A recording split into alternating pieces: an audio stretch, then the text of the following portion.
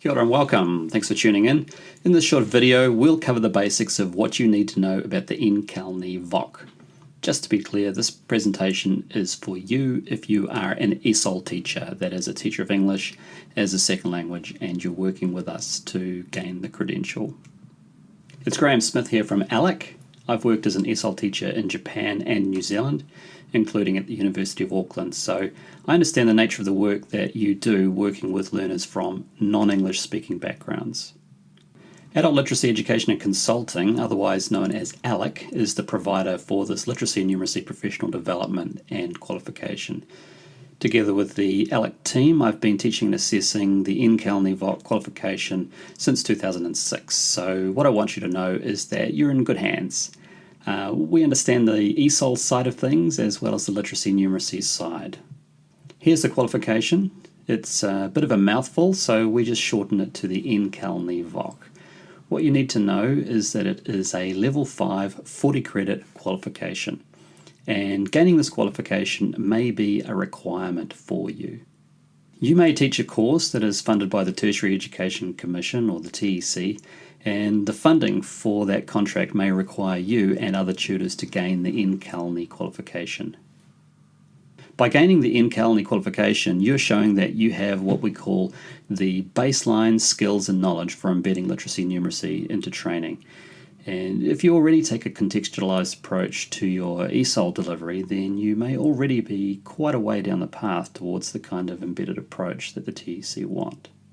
So what does the NCALNE qualification cover? Well, we look at the New Zealand context, including Māori approaches, and we look at how to map the demands of your training using the TEC's learning progressions, and we look at assessment, teaching, and evaluation in relation to literacy and numeracy. Now, some of this content may be new to you, but if you've been teaching ESOL for a while, there will be many things that you may already know and do. That's why we've designed a different process for experienced TESOL teachers who need to gain this qualification. We've taken key aspects of our existing course and put them together with a portfolio-based approach that allows you to use evidence from your contextualized TESOL training. We'll talk about the portfolio process shortly, but first we need to address this issue. Now, I can hear you saying, I'm an ESOL teacher, I don't do numeracy. Well, actually, we think you probably do. At least that's our experience working with your colleagues. We just might need to work with you a little bit to help make this more explicit. ESOL teachers have always done some kind of numeracy, I think. So, for example, if you deal with giving and receiving directions, map reading, telling time, or reading timetables or schedules, then you're already doing some numeracy.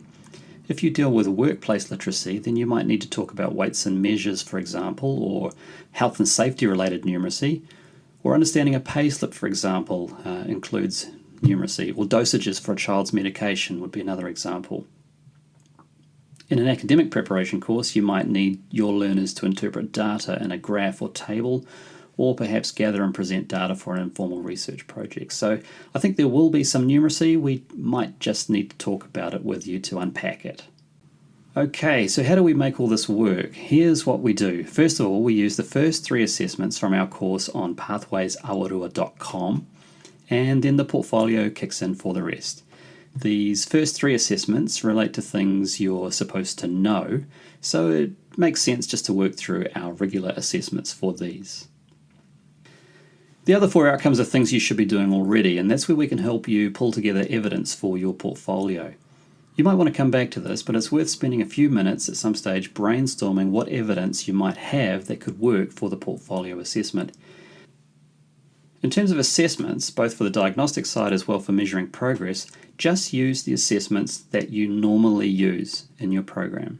So what do you need to do next to get involved? Well, there are really 4 things that you need to do. The first thing that you need to do is tell your centre manager. The reason for this is so that they can register you for this professional development with English Language Partners National Office. Then, if you haven't already, you need to register on Pathways Awarua as a new tertiary educator.